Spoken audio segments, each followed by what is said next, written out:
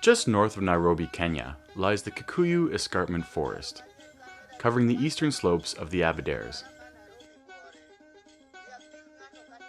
Kikuyu holds an incredible amount of plant diversity, with over 31 tree species, 20 of which are considered rare.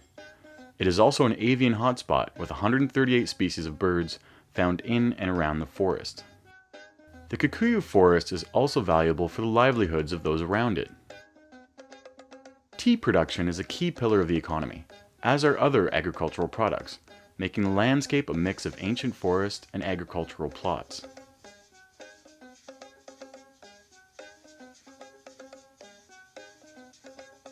The escarpment is also a critical watershed for the surrounding community, and water diverted from the area supplies over 1/3 of Nairobi's 3 million inhabitants. With the population rising around the park and the close proximity of people in the forest has undergone many human disturbances. With population pressures have come new agricultural demands, increasing the stress on the land and the water supply. Grazing by cattle and sheep is particularly problematic, as farmers feed them within the park boundaries, killing growing tree seedlings. A large majority of the park has also been cut down for the production of charcoal. Recognizing that the livelihoods of the people around the forest are reliant upon the forest's health and services, a community-based conservation project called Kenvo has been started. Kenvo provides education, training, and support for community members who want to participate in conservation efforts. One such project is a seedling initiative to help regenerate the ailing forest. Margaret Muthoni has participated in the project from the beginning. Ndajiri kuhanda miti ya kinduire nigetha nyone mbeca na tondu mutitu ni wathukangitio njokie miti imwe kuu mutitu na njoke ona nie nyonage mbeca ni tondu ni tukwendia imwe tukenderia andu guku roko tuonete baita ni tondu twendia miti iyo ni tugayaga mbeca na imwe tugacokia gikundi-ini nona mutitu ni ucokete kundu kuria wathukangitio ni kurite tondu nginya mbura uria taroiraga riu ni cokete igacoka kura makiria uria irairaga ngiambiriria ndioi bata wa mutitu na riu ndoiga ni mutitu ni wa thirikari no riu ni njokete kumenya through ringi seminars ati mutitu ni witu na koguo ndina bata wa kuugitira na nigetha thutha mutheri ona ni ndeithie na nginya generation iria iguka. Through selling the trees back to Kenvo after they have grown, Mrs. Muthoni has been able to earn money for herself and her family while contributing to the conservation of the Kikuyu forest. Another Kenvo strategy is agricultural intensification, including fish farming. Joseph Nagana has been a long-time participant in the project. Nikuona ndonire wira uyu ungi wa cai no arehe thina na ngiciria hingure yambirie project nyinyi ya thamaki tondu he handu ndathite ngona kaundu kau ni karathi wegega Sagana na ngiriria wira ucio na ngiona ni irarithirio handu hanini muno riu ni mareka ati miti ni uhoro wa miti ni respond wega tondu riu ana ni marathi makihanda miti. In fact 5 years to come ni gukorwo gucenjetie muno guku gwitu uguo na ngo matiragira kuria to miti guku aingi mena miti ni ngwegereria generation ta ithano igiuka unyinyine wakwa guku June and July kwari kundu kwari heho muno na ni turona ni irathie cokete ni undu oguo miti irathie mutitu irathie ugitiritwo uguo ithue ni turegereria by 10 years to come guku ni gwakorwo kuhana uria kwahanaga ari 60s uria kwakorwo gwi kuhehu na kundu guthaka muno. By fish farming, Mr. Nagana is able to generate a higher income from a smaller piece of land compared to his traditional farming methods. Another intensification strategy is beekeeping. Stephen Casero is one of the first participants in Kenvo's beekeeping project. I began keeping bees because I wanted to have a way of earning money to keep me going and to educate the children.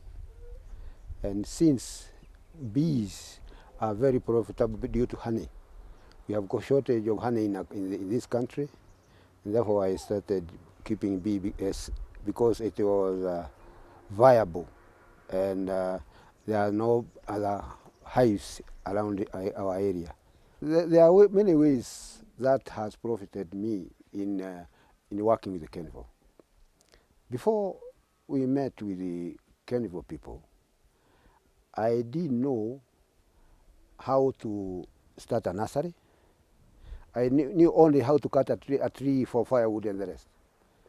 But now I know that. And by growing especially the tree nursery, I have educated my children with the nursery. Especially last year, I sold trees worth 30,000 shillings. To Kenvo, we allocated some plots in there. We were to plant trees, then we were to be paid. So I fetched about 30,000. I had a problem with the hospital, and I was able to give the deposit for my son who were burnt in the hospital at Kijabi. When they bought the trees, I was able to release the boy to be released from the hospital. So with the money, a question of getting money to run my family has come from Kenvo. If I talk to my to my great children, I could tell them I was here some years ago when the forest was a good place, when there was enough rain and the rest. But the shortage which has fallen us by destroying the forests, and I could have told them the danger of destroying trees and the rest. And I encourage them to plant more trees for their survival. Because if they destroy the forest, they also destroy their life. Yeah. Because of the success of the beekeeping project, Mr. Casero has been able to afford to send his children to school and grow his agricultural business. All this while reducing his footprint on the land. David Correa is the founder of Kenvo and has been working here for the past decade trying to get these and other projects off the ground. I'm proud to say that when we started working here, the communities were not working as a group, but Kenvo has been able to bring the community together to form community groups. We have always also been able to create awareness about the forest, and we have successfully flushed out most of illegal loggers or those who destroy the forest. We have, through the community organization as well, or community groups, been able to address some of the conservation issues. And I'm so proud to see that the community the local community here have already embraced what we started talking about. We are also very keen to look for a partner who can be able to avail resources for communities, groups, or the individual members who are very committed to do some of the activity that they are not doing because they don't have resources. This is a one of the key problems. The farmers here they can't be able to access credits. Any type of assistance, so long as it's addressing conservation and local livelihoods and agriculture production for our people is welcome. For conservation in this area to succeed, the communities in the area must benefit from conservation. Kenvo is providing the seeds for this to become a long-term solution, creating the circumstances where agriculture and conservation can occur side by side, and where both nature and people can benefit.